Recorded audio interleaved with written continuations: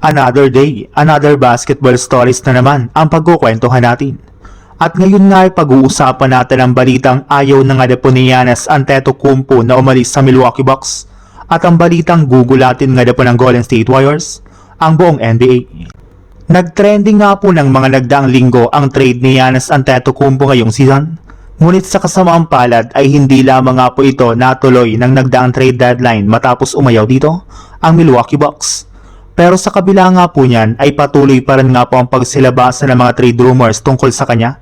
Gayong hanggat hindi pa nga po nakakaangat sa standings ang Bucks ay may posibilidad pa rin nga po na lumipat ito ng ibang kupunan. Subalit lahat nga po ng mga hinihinala ng mga fans at analyst ay pinasinungalingan na nga po agad ni Giannis Antetokounmpo sa interview nito sa All-Star Game. Ayon nga po sa naging pahayag ni Giannis, gusto para naman nga po niya na maglaro sa Milwaukee Bucks sa mga susunod na taon at eventually magretiro sa kanilang team. Ibig sabihin, tatapusin nga po niya ang kanyang karir bilang parte ng Bucks nang hindi siya nagre-request ng trade o di kay lumilipat ng ibang kupunan.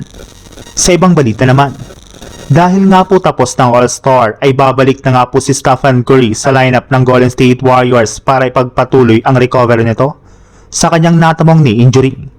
Susubukan na rin naman nga po nito na sumali na sa kanilang mga gagawing practice sa mga susunod na araw upang sa ganon ay makabuo na nga po sila ng chemistry ng kanyang bagong superstar teammate na si Kristaps Porzingis.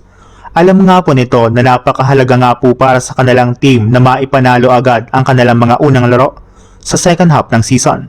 Balak na rin naman nga po niyang siguraduhin na magkakaroon ang Golden State Warriors ng huling push sa regular season para makapasok agad sila sa playoffs.